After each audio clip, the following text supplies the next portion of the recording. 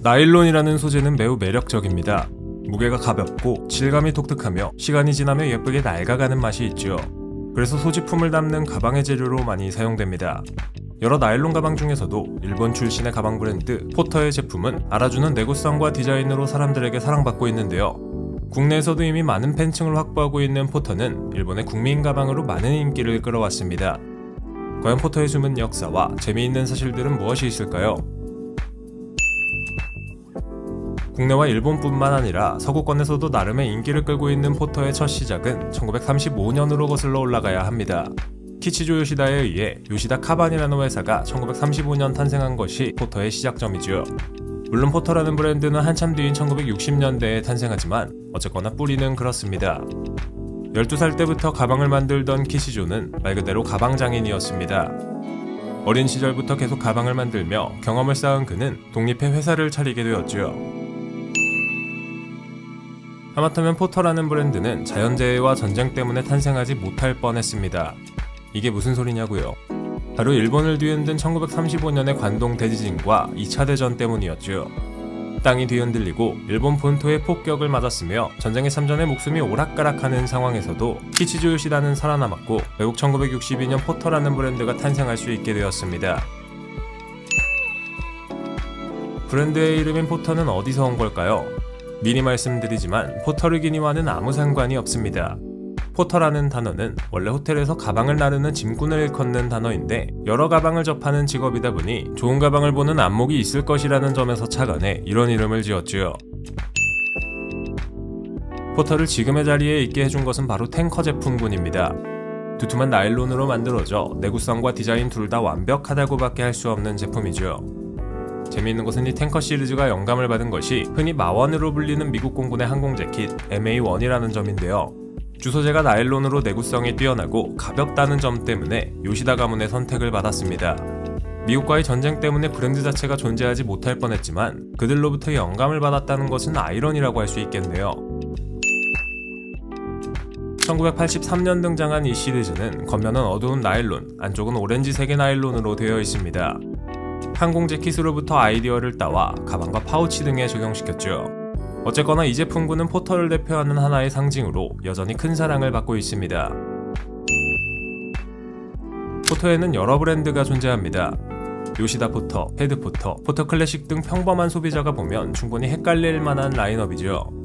가장 많이 언급되는 그리고 가장 잘 알려진 세 브랜드를 설명하자면 요시다 포터는 우리가 흔히 말하는 포터이며 헤드 포터는 1998년 유망한 번개 무늬로 유명한 프라그먼트의 후지와라 히로시가 만든 브랜드입니다.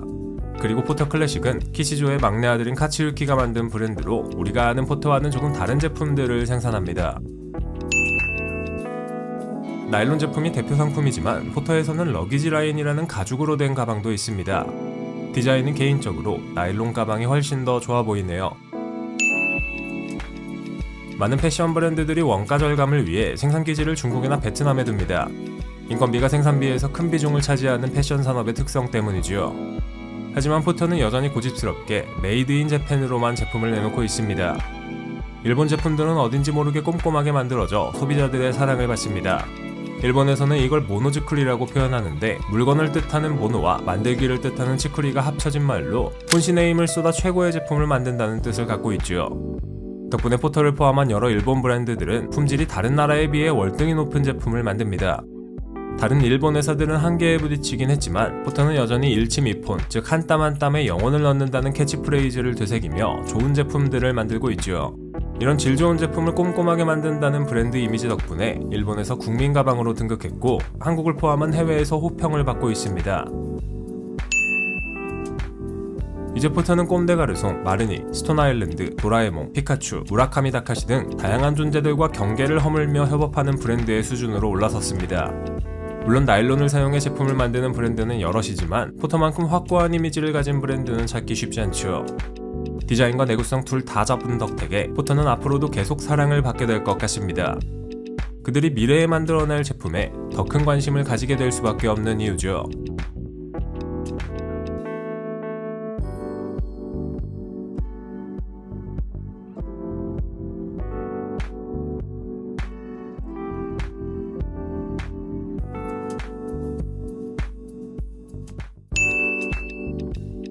1936년 처음 탄생한 후부터 나일론이라는 소재는 줄곧 패션과 깊은 관계를 유지해왔습니다. 나일론이라는 소재를 활용해 브랜드의 대표 아이템을 만든 회사들도 여럿이죠. 그 중에서도 이탈리아 출신의 명품 브랜드 프라다가 만드는 나일론은 가히 독보적이라고 할 수 있겠습니다. 소위 말하는 포코노 나일론으로 우리에게 잘 알려진 프라다는 많은 사람들에게 사랑받으며 이름을 알려오고 있죠. 과연 프라다의 숨은 역사와 재미있는 사실들은 무엇이 있을까요? 1913년 마리오 프라다가 밀라노에서 프라다를 설립하고 여행용 트렁크를 만들면서 긴 역사가 시작되었습니다. 하지만 우리가 살펴봐야 할 시기는 이 부분이 아닙니다. 1978년 창립자의 손녀딸인 미우치아 프라다가 등장하고 나서부터를 이야기해야 하죠. 그녀가 1978년 프라다를 인수하기 전까지만 해도 프라다는 단지 2군데의 매장만을 가진 파산 직전의 회사였습니다. 이 파산 직전의 회사를 되살린 게 바로 포코노 원단, 즉 나일론 소재였죠. 미우치아 프라다는 당시 명품백들이 모두 가죽으로 만들어지는 것을 보고 왜 굳이 명품백이 가죽으로 만들어져야 하는가에 대해 의문을 가졌습니다. 그래서 색다른 소재인 포코노 나일론을 가방 제작에 사용하기로 했죠. 이렇게 나일론으로 만들어진 프라다의 가방은 매우 미니멀해서 어찌 보면 좀 심심해 보이기까지 합니다. 그래서 처음 출시되었을 때는 그렇게 대박을 치진 못했지만 이후 미국에서 미니멀리즘 유행이 불면서 대박을 터뜨렸죠. 프라다에서 내놓는 나일론 제품들은 미니멀한 디자인으로 오래 사용해도 질리지 않으며 물에 젖어도 가죽처럼 변형이 없고 심지어 가죽보다 가볍습니다. 덕분에 오늘날 우리에게 알려진 프라다라는 명품 브랜드가 있을 수 있었죠. 미우치아 프라다는 놀랍게도 패션과 전혀 상관없는 전공인 정치학 박사 학위를 가졌는데요. 이걸 보면 대학 전공과 여러분의 꿈을 이루는 건 큰 관계가 없을 수도 있다는 걸 알 수 있습니다.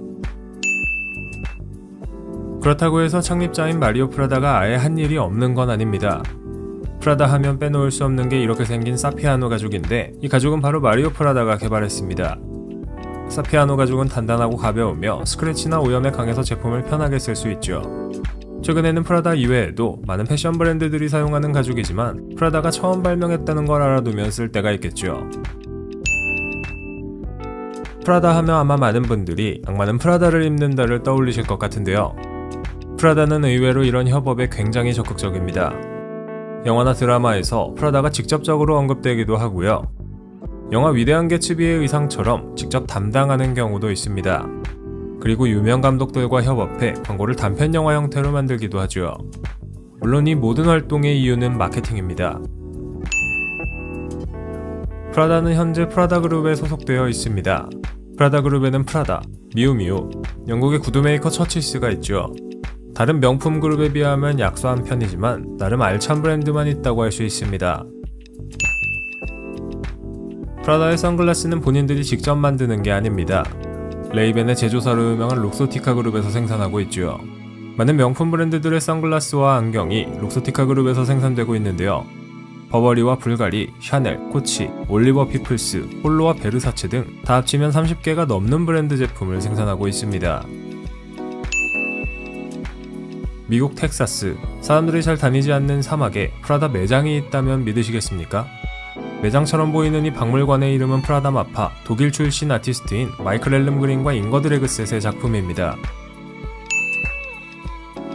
많은 명품 브랜드들이 한때 주시했던 시장이 바로 일본입니다.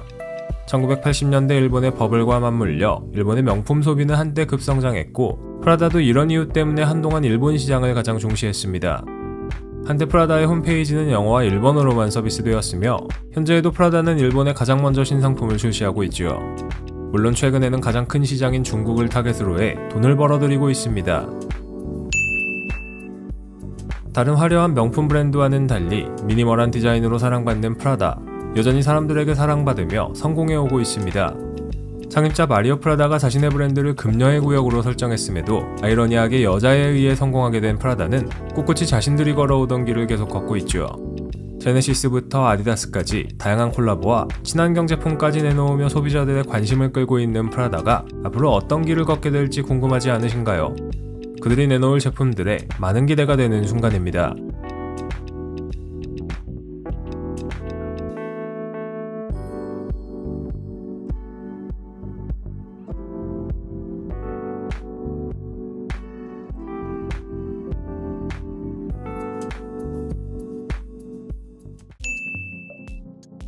수년간 어둠에 묻혀있다가 다시금 유행을 탄 가방 브랜드가 있습니다. 가죽과 나일론이 조화롭게 잘 어우러진 가방을 만드는 이 브랜드, 바로 프랑스 출신의 롱샴이죠.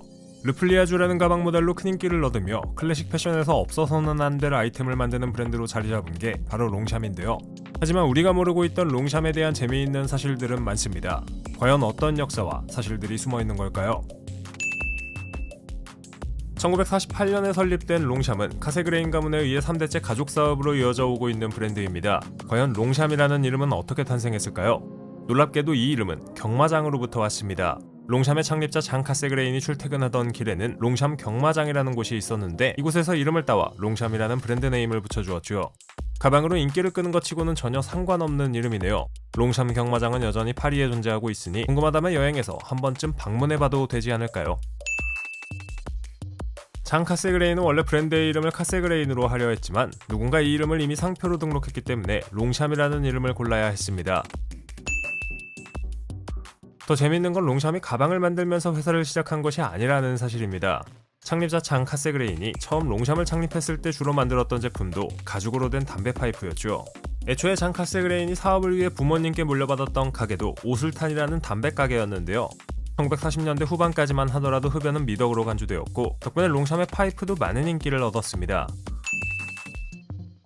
롱샴이 본격적으로 가방을 만들기 시작한 건 1948년부터였습니다. 카세그레인은 가죽 파이프를 만들어 어느 정도 이름을 알린 후 당시 증가하는 여행 수요에 힘입어 핸드백이나 여권 케이스, 지갑 등을 만드는 게 돈을 버는데 도움이 될 거라는 생각을 했던 것 같습니다.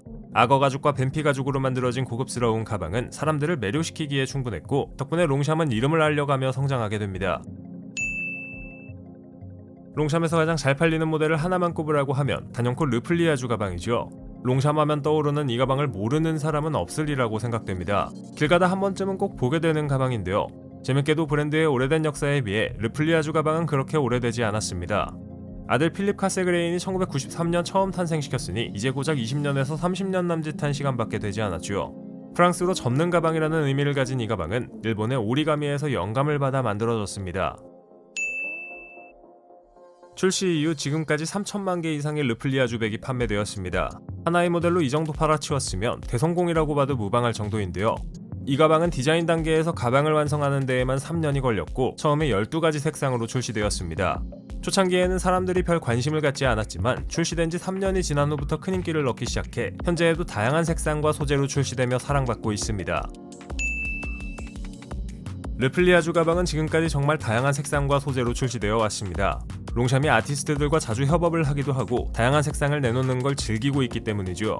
덕분에 소비자들은 세분화된 제품군 사이에서 자신의 취향에 맞는 제품을 정확히 고를 수 있는데요. 세계에서 매분마다 하나씩 팔려나가는 가방인 이유가 있습니다.